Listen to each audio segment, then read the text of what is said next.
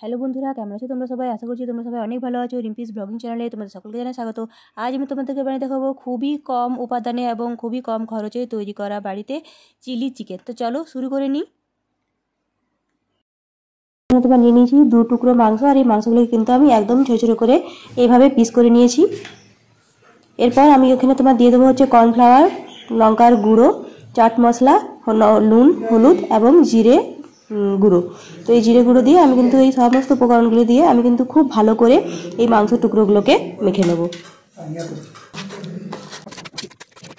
এরপর আমি এখানে তোমার দিয়ে নেব কিছুটা পরিমাণ বেসন। এরপর আমি এখানে দিয়ে নেব প্রায় 3 চামচের মতো ভিনিগার।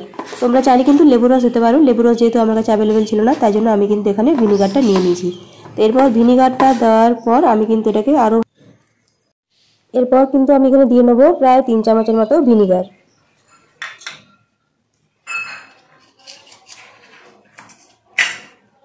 এরপর আমি এখানে তোমার মিশিয়ে নিচ্ছি 2 চামচের মতো সরষের তেল। এরপর এই সমস্ত উপকরণগুলো দিয়ে আমি কিন্তু খুব ভালো করে এটাকে মেখে নেব। ভিনিগারটা দিলাম কারণ যাতে ভিতরে এই মশলাটা পুরো ঢুকে যায়, মানে তেল, নুন, হলুদ যেগুলো আমরা দিয়েছি সেগুলো যাতে মাংসের মধ্যে খুব ভালো করে ঢুকে যায়, সেই জন্য কিন্তু আমি লেবু রস বা ভিনিগার দিয়েছি। তোমরা চাইলে কিন্তু লেবু রস দিতে পারো, লেবু রস যেহেতু আমার কাছে ছিল না আমি কিন্তু ভিনিগার এখানে দিয়ে নিয়েছি।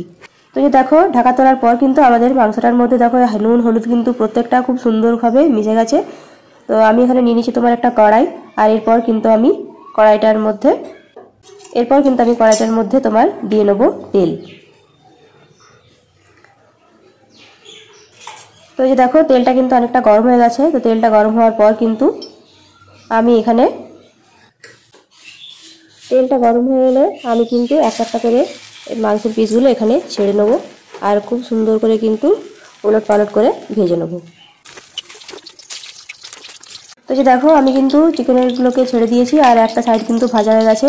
তো এইভাবেই আমি কিন্তু উল্টাপাল্টা করে উলট পালট করে আমি কিন্তু এগুলোকে খুব ভালো করে ভেজে নেবো। তো যে দেখতে পাচ্ছ আমাদের এই চিকেন পকোড়াগুলো কিন্তু অনেকটাই ভাজা হয়ে গেছে। এরপর আরেকটু ভেজে নিয়ে পরে আমি কিন্তু এগুলোকে তুলে নেবো। দেখো অনেকটা লাল লাল করে কিন্তু ভাজা হয়ে গেছে। এরপর আমি এগুলোকে কিন্তু তুলে নেব। তো আমি দেখো চিকেন পকোড়াগুলোকে একটা প্লেটে তুলে নিয়েছি, আর চিকেন পকোড়াগুলো দেখতে কিন্তু খুবই সুইট দেখতে হয়েছে আর খুবই সুন্দর একটা লাল লাল করে ভাজা হয়ে গেছে। আর তো চিলি চিকেন তৈরি করার জন্য আমি এখানে তোমার নিয়ে নিয়েছি আদা, রসুন বাটা, লঙ্কা, নুন, হলুদ আর ডুমো ডুমো করে পেঁয়াজগুলো কেটে নিয়েছি। তো কড়াই নিয়ে নিয়েছি সামান্য পরিমাণ তেল। এরপর এই তেলে কিন্তু আমি পেঁয়াজ, নুন, হলুদ, কাঁচা লঙ্কা আর জিরে গুঁড়ো, চাট মশলা এই সবগুলো কিন্তু আমি এখানে ভালো করে দিয়ে ভেজে নেব। এরপর আমি এখানে তোমার দিয়ে নেব একটা সস, সেটা হচ্ছে তোমার এই যে টমেটো এবং সয়া সস দুটোকে আমি একসাথে মিশিয়ে নিয়েছি। এই সসটা কিন্তু আমি এখন এখানে দিয়ে নেব। এরপর আমি কিন্তু এটাকে খুব ভালো করে নেড়ে নেব। এরপর আমি এখানে তোমার দিয়ে নেবো কিছুটা পরিমাণ কর্নফ্লাওয়ার গোলা জলে সামান্য পরিমাণ কর্নফ্লাওয়ার গুলে সেই জলটাকেও আমি কিন্তু এখানে দিয়ে নেবো। এতে কিন্তু টেস্টটা খুব ভালো হয় আর চিলি চিকেনটা কিন্তু খুব একটা ঘন হয়ে যাবে। এরপর খুব ভালো করে আমি এগুলোকে মিশিয়ে নেব। এরপর ভেজে রাখা যে চিকেন পকোড়াগুলো ছিল সেগুলো কিন্তু আমি এটার মধ্যে দিয়ে নেব। খুব ভালো করে নেড়ে আমি কিন্তু ঢাকা দিয়ে রেখে দেবো। তো কিছুক্ষণ পর এই যে দেখো কত সুন্দরভাবে আমাদের কিন্তু চিলি চিকেনটা তৈরি হয়ে গেছে। এরপর আমি এখানে দিয়ে দিচ্ছি কয়েকটা কারি পাতা। এটা কিন্তু অপশনাল, তোমরা চাইলে নাও দিতে পারো। আর দিয়ে নিচ্ছি কয়েকটা পুদিনা পাতা।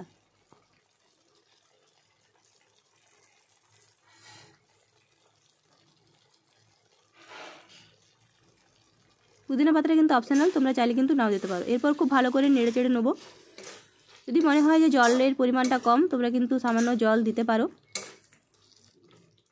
এই যে দেখো আমাদের চিলি চিকেনটা কিন্তু একদম রেডি হয়ে গেছে, আর দেখতে কতটা সুন্দর লাগছে একবার দেখো তোমরা। তো এভাবে তোমরা কিন্তু বানিয়ে নিতে পারো বাড়িতে খুবই সহজ উপায়ে এবং একদম কম খরচে চিলি চিকেন। তোমরা চাইলে কিন্তু এখানে ক্যাপসিকাম দিতে পারো, আমি কিন্তু ক্যাপসিকাম দিইনি যেহেতু আমার কাছে ছিল না।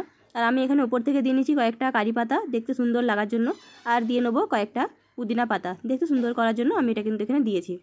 তো আমার এই ভিডিওটা তোমাদের কেমন লেগেছে, এই রেসিপিটা কেমন লেগেছে তোমরা কিন্তু অবশ্যই আমার কমেন্ট করে জানিও। যদি ভালো লেগে থাকে আমার চ্যানেলটি কিন্তু লাইক করে দিও, সাবস্ক্রাইব করতে কিন্তু একদম ভুলবে না, আর নতুন নতুন ভিডিও পাওয়ার জন্য কিন্তু আমার পাশে থাকতে একদম ভুলবে না। আজকের মতো আমি এখানেই বিদায় নিচ্ছি। খুব তাড়াতাড়ি দেখা হচ্ছে তোমার সাথে একটা নতুন ভিডিও নিয়ে। খুব ভালো থেকো, সুস্থ থেকো।